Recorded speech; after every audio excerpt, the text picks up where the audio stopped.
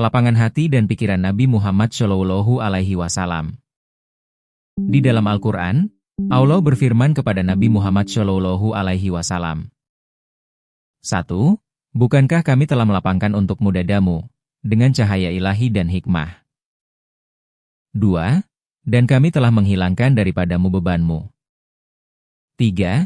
Yang memberatkan punggungmu. 4. Dan kami tinggikan bagimu sebutan, nama, kamu. 5.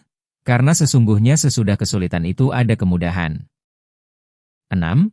Sesungguhnya sesudah kesulitan itu ada kemudahan. 7.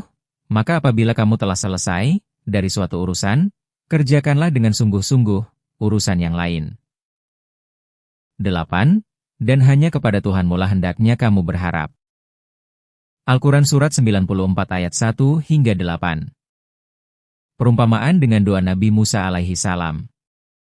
Istilah melapangkan dada juga disebutkan dalam doa Nabi Musa alaihi salam pada Al-Quran Surat 20 ayat 25. Musa berkata, "Ya Tuhanku, lapangkanlah untukku dadaku." Al-Quran Surat 20 ayat 25. Tafsir ayat 1 hingga 3, kelapangan dada, dan dihilangkannya beban. Ketika Nabi Muhammad Shallallahu Alaihi Wasallam diamanahkan misi besar untuk memperbaiki umat manusia, beliau merasakannya sebagai sebuah beban yang begitu berat. Hati beliau dirundung gelisah dan cemas. Namun, Allah Subhanahu wa Ta'ala kemudian memenuhi hati beliau dengan cahaya, ketenangan, dan ilmu. Inilah yang diibaratkan sebagai dada yang dilapangkan. Hal ini mendatangkan kelegaan dan rasa nyaman, mengangkat beban dari pundak beliau, dan memberinya keyakinan yang teguh. Beliau menjadi pribadi yang mampu memahami konsep-konsep paling halus sekalipun dan menguasai bentangan ilmu ruhani yang teramat luas. Kemampuan ini sangatlah penting, karena beliau harus berdakwah kepada seluruh umat manusia di dunia, yang di dalamnya terdapat beragam agama dan filsafat. Allah juga berfirman di dalam Al-Quran mengenai seluruh umat manusia.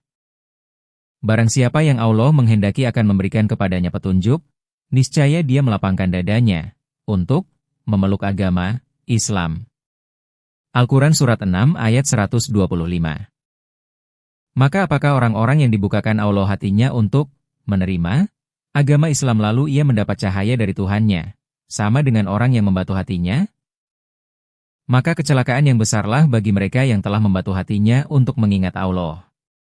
Mereka itu dalam kesesatan yang nyata.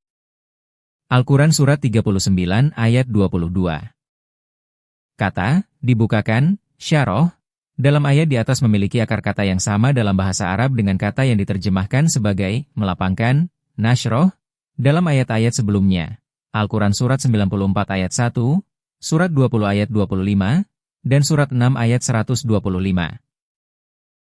Kelapangan atau keterbukaan ini menandakan tersingkapnya akal pikiran oleh hikmah dan cahaya ilahi, serta terisinya hati dengan kepuasan karena telah menemukan kebenaran. Ayat terakhir, 39 ayat 22, dengan jelas menyebutkan bahwa seseorang yang dadanya dilapangkan akan senantiasa berjalan di atas cahaya dari Tuhannya. Ayat ini mempertentangkan antara orang yang dadanya dibukakan dengan orang yang hatinya membatu terhadap zikrullah, mengingat Allah. Tafsir ayat 4, dan kami tinggikan bagimu sebutan, nama, kamu. Ketika ayat-ayat ini diturunkan, Nabi Muhammad Shallallahu Alaihi Wasallam adalah seorang manusia biasa yang tidak dikenal dan tidak dianggap penting. Tidak ada seorang pun yang menaruh perhatian pada beliau. Namun, sebagaimana yang dijanjikan di sini, sebutan nama beliau pada akhirnya ditinggikan. Nama beliau tersebar ke seluruh penjuru dunia. Orang-orang berlomba untuk mengetahui setiap detail kehidupan dan perjuangan beliau, dan jutaan diantaranya berhasrat untuk meneladani akhlak mulia beliau. Dari sosok yang paling tidak dikenal, beliau menjadi pribadi yang paling masyhur di dunia.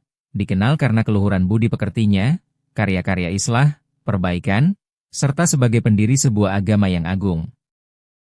Ayat ini juga menjadi isyarat bahwa umat Islam harus berjuang sekuat tenaga untuk meninggikan nama Nabi Muhammad Shallallahu Alaihi Wasallam di mata dunia dengan menyajikan gambaran sejati dari kehidupan beliau dan membantah segala tuduhan yang dialamatkan kepada beliau. Tafsir ayat 5 hingga 6. Karena sesungguhnya sesudah kesulitan itu ada kemudahan. Allah Subhanahu wa Ta'ala menegaskan sebanyak 2 kali bahwa kesulitan akan senantiasa diikuti oleh kemudahan. Janji ini terbukti nyata dalam perjalanan dakwah Rasulullah Shallallahu Alaihi Wasallam. Periode penuh kesulitan dan kesengsaraan yang beliau dan para pengikutnya alami pada akhirnya berbuah menjadi periode kemudahan dan kemenangan. Pengulangan pernyataan ini juga mengisyaratkan sebuah nubuah, ramalan, yang akan tergenapi di masa depan. Ketika Islam kembali berada dalam masa-masa sulit, kondisi tersebut pasti akan berganti dengan kemudahan. Lalu, apa yang dapat menguatkan kita selama melewati masa-masa sulit tersebut? Saat kita memikul beban berat untuk menampilkan citra Islam yang sesungguhnya kepada dunia? Jawabannya adalah, jika hati kita dipenuhi dan dilapangkan dengan pemahaman Islam yang benar, serta disirami dengan cahaya ilahi melalui ibadah kepada Allah Subhanahu wa Ta'ala. Namun, ayat ini juga menyingkap sebuah hukum alam yang umum. Untuk mencapai apapun, kita harus terlebih dahulu menghadapi kesulitan. Jika kita mampu bersabar menghadapinya dan tidak menyerah, maka kesulitan itu akan disusul oleh kemudahan saat kita berhasil meraih tujuan kita. Tafsir ayat 7 hingga 8.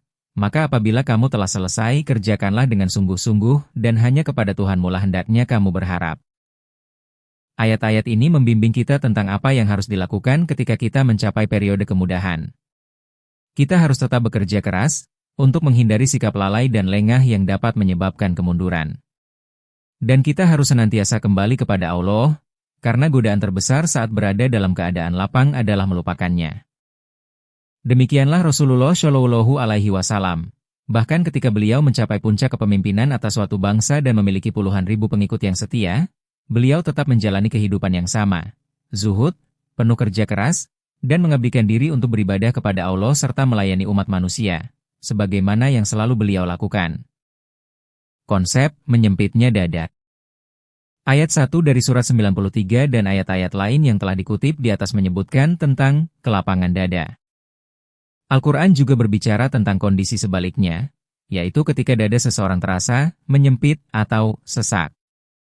Mengenai hal ini, Allah berfirman kepada Rasulullah Shallallahu Alaihi Wasallam. Dan kami sungguh-sungguh mengetahui bahwa dadamu menjadi sempit disebabkan apa yang mereka ucapkan, maka bertasbihlah dengan memuji Tuhanmu dan jadilah kamu di antara orang-orang yang bersujud, sholat, dan sembahlah Tuhanmu sampai datang kepadamu yang diyakini, ajal. Al-Quran Surat Al-Hijr, 97 hingga 99. Menyempitnya dada di sini menunjukkan kesedihan dan kepedihan hati Rasulullah Shallallahu Alaihi Wasallam atas tuduhan-tuduhan palsu yang dilontarkan oleh para penentangnya. Ini adalah kebalikan dari keadaan yang penuh ketenangan dan kepuasan.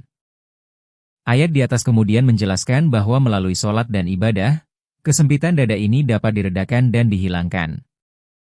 Mengenai makna dari kalimat penutup, sampai datang kepadamu yang diyakini, Al-Yakin, terdapat beberapa penafsiran. Salah satu maknanya adalah bahwa melalui ibadah kepada Allah, beliau akan mencapai keyakinan penuh bahwa misinya akan berhasil.